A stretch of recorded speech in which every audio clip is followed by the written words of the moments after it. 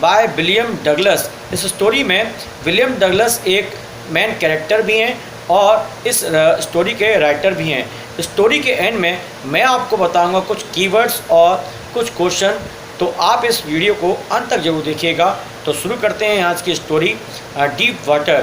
तो deep water story में William Douglas एक मैसेज देते हैं कि आप अपने डर को किस प्रकार से दूर कर सकते हैं, डर से आप किस प्रकार से लड़कर उस पर विजय प्राप्त कर सकते हैं।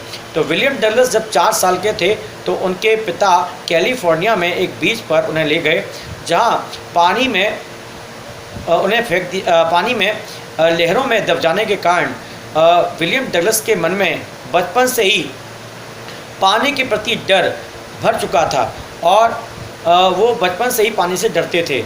एक बार YMCA पुल में जब विलियम डगलस स्विमिंग के लिए गए तो स्विमिंग पूल के पास खड़े होकर वे पानी को देख रहे थे, तो उन्हें वही अपना पुराना डर याद आ रहा था।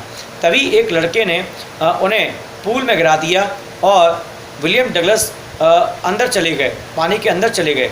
जब विलियम डगलस अंदर गए तो उन्हें एक्सपीरियंस हुआ कि वो सोच रहे थे कि अंदर जाते ही वो एक जोरदार जंप लगाएंगे और जंप लगाकर वो पानी के बाहर आ जाएंगे, लेकिन ऐसा वे नहीं कर पाए और वे पानी के अंदर चलते चले गए, अंदर जाते चले गए। और जब उन्होंने तल के नीचे वो गए और उन्होंने जंप करने की कोशिश की तो उन पर वो जंप नहीं लगाई गई और ऊपर आते वो सोच रहे थे कि मैं बहुत जल्दी ही पानी के ऊपर आ जाऊंगा और पानी से बाहर निकल जाऊंगा, लेकिन वे ऐसा नहीं कर सके और उनकी सांसें उखड़ने लगीं।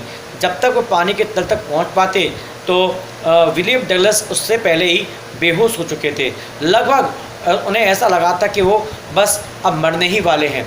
मतलब पानी का डर उनके मन में बुरी तरह से भर चुका था और वे पानी के अंदर बिल्कुल मरते मरते बचे थे। जब विलियम डगलस को होश आया तो वही लड़का उनके सामने खड़ा हुआ था और वो कह रहा था, यार मैं तुम्हारे साथ मजाक कर रहा था, मुझे लगा कि तुम्हें तैरना आता है और मैं तुमसे मजाक कर रहा था। लेकिन विलियम डगलस जानते थे कि वे मरते मरते बचे थे और उनका ये डर अब उनके मन में पूरी तरह से भर चुका था और वो कभी भी पानी के पास नहीं जाते थे और पानी के पास न जाने के कारण वो कभी भी बोटिंग, फिशिंग और स्विमिंग का मज़ा वे कभी नहीं ले सके।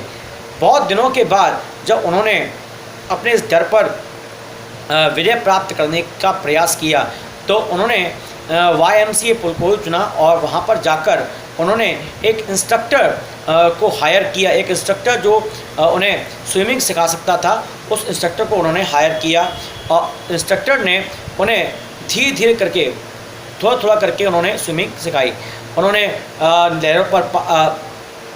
लहरों पर पैर मारना, एक रस्सी को लेकर के वो अपने कमर में बांध लेते थे और दूसरी रस्सी का छोर जो है वो विलियम डगलस के कमर में बांधते थे जिससे कि विलियम डगलस डूबे नहीं।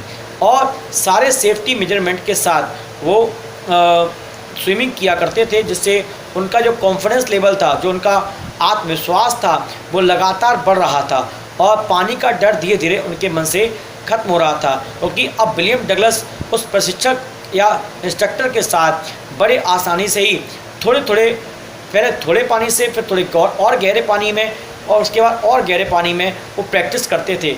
और 3 महीने की प्रैक्टिस के बाद विलियम डगलस एक ऐसे स्विमर बन गए जो कहीं भी अब स्विम कर सकता था। लेकिन उनके मन में अभी भी थोड़ा बहुत भय बाकी था, क्योंकि पानी के पास जाते ही उनका जो भय था वो दोबारा उनके सामने आ जाता था। इसीलिए वे वेंट बर्थ गए और वेंट बर्थ में उन्होंने डिस्क आइलैंड से वहाँ से छलांग लगा दी। डिस्क आइलैंड से छलांग लगाने के बाद 2 मील की दूरी तय करने के बाद वे स्टैमैक आइलैंड पहुँचे और इस प्रकार से उन्होंने अपने डर पर विजय प्राप्त की। इस स्टोरी में ये हमें मैसेज मिलता है कि हमें अपने डर से कभी घबराना नहीं चाहिए।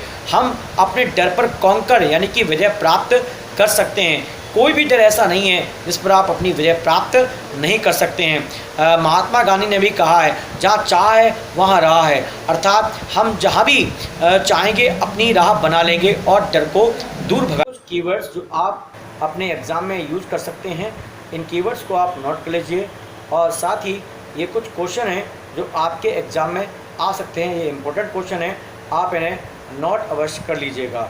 उम्मीद करता हूँ आपको ये वीडियो पसंद आया होगा। आप इस चैनल को सब्सक्राइब कर दीजिएगा और इस वीडियो को लाइक और शेयर करना ना भूलिएगा। धन्यवाद।